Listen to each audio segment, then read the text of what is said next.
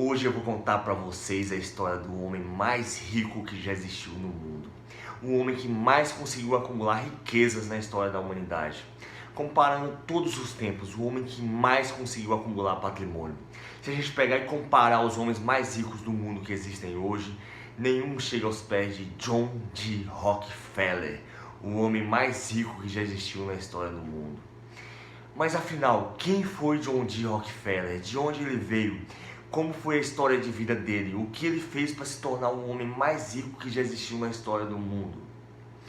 John D. Rockefeller nasceu nos Estados Unidos no ano de 1839, numa família muito pobre, uma família que tinha muita dificuldade financeira.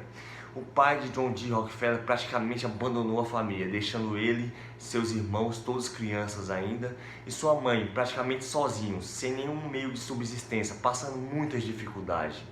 Mas John D. Rockefeller desde criança percebeu que tinha algo diferente nele, tinha algo diferente em Rockefeller. Ele tinha a vontade de vencer na vida, ele tinha a vontade, o desejo de tornar a vida dele e da família dele melhor. Então desde pequeno Rockefeller fazia de tudo para tornar a vida melhor. Quando ele era criança ele comprava barras de doce grandes, cortava em pedaços pequenos, dividia e vendia na rua para as crianças, e assim ele multiplicava o dinheiro. Então Rockefeller começou a aprender a fórmula de multiplicar o dinheiro. Então com as pequenas ações ele multiplicava o dinheiro, e dessa forma ele ajudava sua mãe no sustento da casa. E Rockefeller cresceu, mas ele nunca teve empregos bons, ele sempre trabalhou em empregos simples, empregos sem perspectiva nenhuma de crescimento. Mas sempre Rockefeller fazia uma pergunta para ele mesmo: como é que eu faço para melhorar a minha vida? Como é que eu faço para tornar a minha vida melhor? Como que eu faço para tornar a vida da minha família melhor? Por mais que vinha aquelas respostas: é impossível, Rockefeller, você nasceu pobre, você vai morrer pobre. É impossível você conseguir melhorar a sua vida sempre vai ser assim. Mas Rockefeller continuava perguntando. Até que um dia Rockefeller estava na igreja. Ele era uma pessoa de muita fé. Ele estava na igreja assistindo um culto, quando de repente todos que estavam ali presentes escutaram uma grande explosão. E todos saíram lá para fora assustados para ver o que estava acontecendo. E quando chegaram lá fora perceberam que ali perto haviam pessoas perfurando poços de petróleo. E haviam encontrado petróleo naquele lugar. E o petróleo estava jorrando. Naquele exato momento foi como se tivesse dado uma martelada na cabeça de John D. Rockefeller. John D. Rockefeller percebeu: a resposta das minhas perguntas está ali, na minha frente, diante dos meus olhos. Eu vou trabalhar no ramo do petróleo, eu vou trabalhar nesse ramo, eu vou vencer na vida trabalhando nesse ramo. Por mais que na sequência viessem pensamentos na cabeça de John D. Rockefeller dizendo: é impossível você trabalhar nesse ramo, mas como você vai conseguir trabalhar nesse ramo se você não tem dinheiro, você não tem conhecimento nenhum dessa área, você não tem experiência nenhuma com isso, é impossível você conseguir trabalhar nesse ramo. Mas John D. Rockefeller continuou acreditando. E Rockefeller percebeu que perfurar poços de petróleo é tipo como um jogo. A pessoa tinha que perfurar vários poços e às vezes não encontrava nada, gastava muito dinheiro. E Rockefeller não era jogador. Ele era um homem de negócio, ele iria refinar o petróleo e transformar em querosene. Naquela época nos Estados Unidos não existia energia elétrica. O petróleo estava revolucionando a vida do americano. Antes do querosene, o americano comum não tinha acesso a nenhuma fonte de luz consistente. Quando o sol se punha, reinava a escuridão. E Rockefeller viu que tinha uma grande necessidade do consumo do querosene para esse fim, para a população se iluminar. E ele queria iluminar todos os Estados Unidos. E para atingir seu objetivo, Rockefeller pegou suas poucas economias e construiu um laboratório em um lugar bem simples. E sua pequena refinaria ele chamou de Rockefeller e Andrews. Mas não estava dando certo. Rockefeller estava tendo cada vez mais prejuízo, ele não estava conseguindo ter lucro, ele não conseguia vender seu produto. Rockefeller não tinha meios de vender seu produto. Aos 27 anos de idade, Rockefeller estava no início da construção de sua refinaria, mas estava à beira da falência. Mas surgiu uma oportunidade de Rockefeller salvar sua empresa da falência. Naquela época nos Estados Unidos, o homem mais rico que existia era Cornélio Vanderbilt. Ele era o rei das ferrovias, era chamado de Comodoro. Os Estados Unidos estavam sendo cortados de ferrovias de norte, sul, leste, oeste, interligando suas principais cidades. E Cornélio Vanderbilt era o homem que mais tinha ferrovias. Só que Cornélio Vanderbilt tinha percebido que todo mundo que tinha dinheiro tinha construído ferrovias, então a concorrência estava muito grande e ele estava buscando um meio de ter um novo produto para transportar em suas ferrovias. E qual era o novo produto? Era o querosene, pois todos os Estados Unidos estavam precisando se iluminar. Cornelius Vanderbilt chama John D. Rockefeller para uma reunião. Ele queria fazer uma proposta para Rockefeller. E Rockefeller recebe essa notícia com muita felicidade, pois ele estava praticamente falido. Ele vê aquela reunião como uma oportunidade da sua vida, a oportunidade de salvar sua empresa. Ele está disposto a aceitar qualquer proposta que Cornelius Vanderbilt fizer, pois ele precisava salvar sua empresa da falência. Mas no dia da reunião aconteceu um imprevisto e Rockefeller perdeu a locomotiva por pouco. Ele ficou muito decepcionado por ter perdido a reunião. Mas logo em seguida ele descobriu que aquela locomotiva que ele iria viajar descarrilhou e provocou um acidente terrível com muitas mortes. E ele sentiu que se ele tivesse ido naquela viagem ele teria morrido. E Rockefeller pegou isso para ele como uma resposta de Deus, como uma segunda chance que Deus estava dando para ele, como que se Deus estivesse dizendo, eu tenho um propósito na sua vida. E naquele momento a cabeça de Rockefeller mudou completamente. Ele estava indo para uma reunião desesperado, querendo aceitar qualquer proposta, mas naquele momento é como que se Rockefeller estivesse se tornado o homem mais rico do mundo, porque ele percebeu que ele tinha a vida, a maior riqueza que existe. Rockefeller viu que ele tinha a maior riqueza que existe no mundo, que era a vida, e ele estava vivo, e ele era capaz de fazer o que ele quisesse fazer. Rockefeller remarca a reunião e agora ele vai totalmente mudado. Chegando lá, ele encontra Cornelius Vanderbilt naquela mansão imensa. E quando Vanderbilt vê Rockefeller, ele pensa, ele não tem a mínima chance comigo. Ele é um iniciante, ele não sabe negociar. E Vanderbilt fala, eu estou procurando uma refinaria para fazer um contrato. E quem sabe pode ser a sua. E Rockefeller responde, eu quero fazer um contrato de exclusividade por $1,65 o barril. E Vanderbilt fala, nunca, é impossível. Existem várias refinarias em Cleveland, por que eu fecharia esse acordo com você? E John D. Rockefeller diz, eu vou encher todas as suas locomotivas com meu querosene, mas se você não fechar esse acordo comigo, eu vou encher as locomotivas de outras pessoas. E Cornelius Vanderbilt fica assustado, mas fecha o acordo com John D. Rockefeller. E Rockefeller conseguiu atingir seu objetivo, pois ele saiu vitorioso da negociação com Vanderbilt. Só que ele arriscou tudo, ele prometeu demais, ele prometeu além da sua capacidade. Ele combinou com Vanderbilt para fornecer 60 vagões de petróleo por dia, mais do que o dobro da sua capacidade. E não cumprir a palavra com Vanderbilt não era uma opção, pois Cornelius Vanderbilt era o homem mais poderoso dos Estados Unidos. E Rockefeller ficou muito preocupado, ele tinha que cumprir sua palavra com Vanderbilt. Então ele entrou para dentro da sua empresa, organizou tudo, criou sequência lógica de fabricação do querosene e criou um querosene com alto padrão de qualidade. E dessa forma ele conseguiu cumprir sua palavra com Vanderbilt. E logo Rockefeller começou a ter lucro, começou a ganhar dinheiro, ele pagou todas as suas contas, organizou sua empresa, ele mudou o nome da sua empresa para Standard Oils. E cada vez mais ele fornecia querosene para a população americana, cada vez mais. E logo ele ficou rico, ficou um homem muito bem sucedido. E o querosene da Standard Oils se tornou o produto mais desejado dos Estados Unidos. E a prosperidade vinha cada vez mais na vida de Rockefeller. Com isso ele conseguiu ajudar sua família a ter uma vida melhor. E mais do que isso, Rockefeller desde criança ajudava as pessoas necessitadas. Ele separava um percentual dos seus rendimentos para ajudar as pessoas necessitadas. O império de Rockefeller ficou muito grande, ficou maior do que a capacidade que Cornelius Vanderbilt tinha para transportar. E Rockefeller queria colocar o seu petróleo em todas as locomotivas que estavam atravessando os Estados Unidos. Ele queria suprir todas as casas americanas com seu querosene. Ele queria iluminar todos os Estados Unidos. E Rockefeller percebeu que para fazer isso ele tinha que fechar acordo com outras ferrovias. Então ele chamou Tom Scott, que era o principal adversário de Cornelius Vanderbilt, para uma reunião, para tentar fechar um acordo com Tom Scott. E Tom Scott vai para a reunião levando um jovem funcionário promissor chamado Andrew Carnegie, para ajudar ele na negociação. E chegando lá, ele se encontra com Rockefeller e começam a negociar.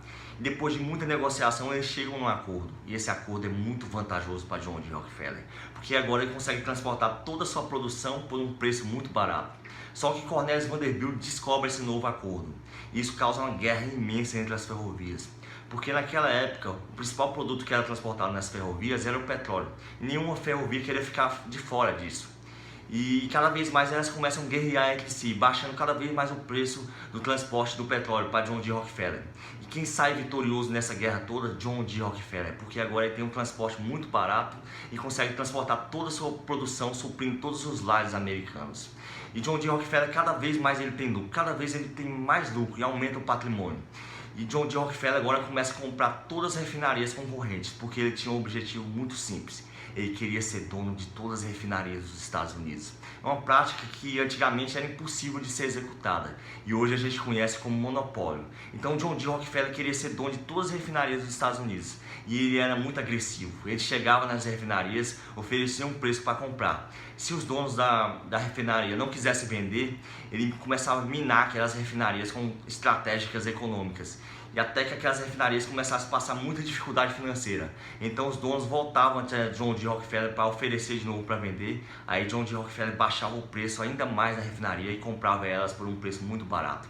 Então John D. Rockefeller começou a esmagar a oposição, esmagando cada vez mais e comprando mais refinarias. Com isso, a Standard Oil Company se torna o primeiro monopólio do país. E aos 33 anos de idade, John D. Rockefeller é o homem mais poderoso dos Estados Unidos.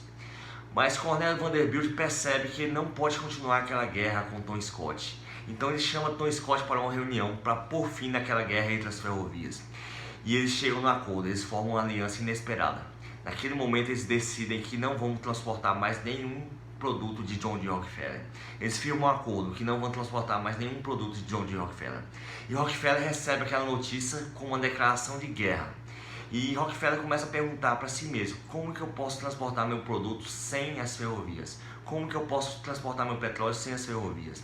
Até que um dia ele está visitando a instalação de uma de suas refinarias e ele começa a observar aquela instalação. Ele percebe que as refinarias dele é cheio de tubulação, transportando petróleo internamente dentro das refinarias. Naquele momento ele tem uma grande ideia. Ele decide que vai cortar todos os Estados Unidos com tubulações, interligando todas as suas refinarias, interligando as principais cidades. E John D. Rockefeller coloca aquele plano ambicioso em prática.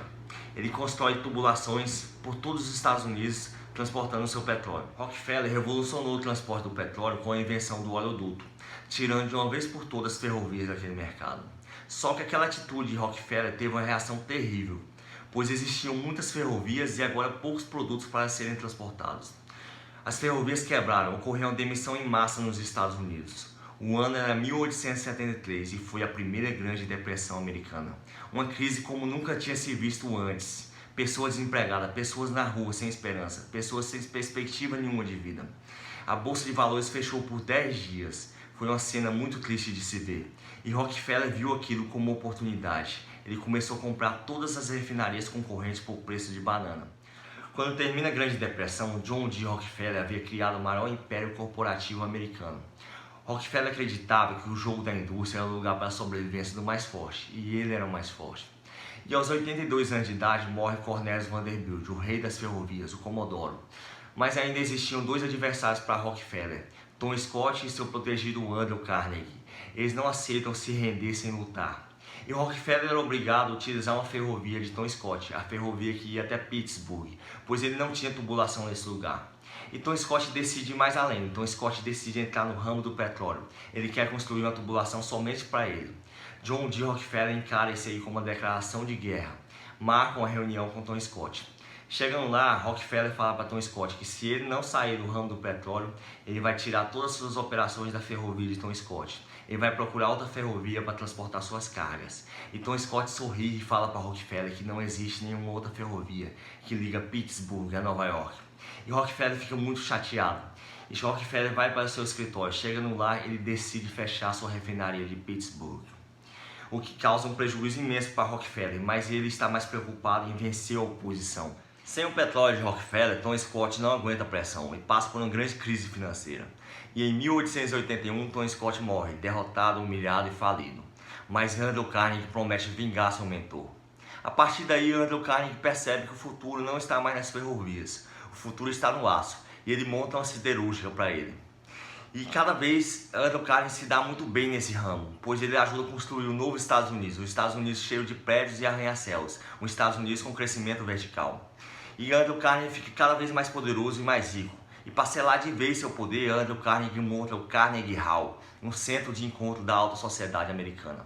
Mas Andrew Carnegie acredita que precisa vingar seu mentor, ele precisa se tornar mais rico do que Rockefeller. Mas a fortuna de Rockefeller ainda é 2 vezes maior do que a de Andrew Carnegie. E eles passam os próximos 10 anos rivalizando um com o outro. Mas nesse meio tempo surge uma nova raça de empreendedores, JP Morgan, dono dos bancos Morgan.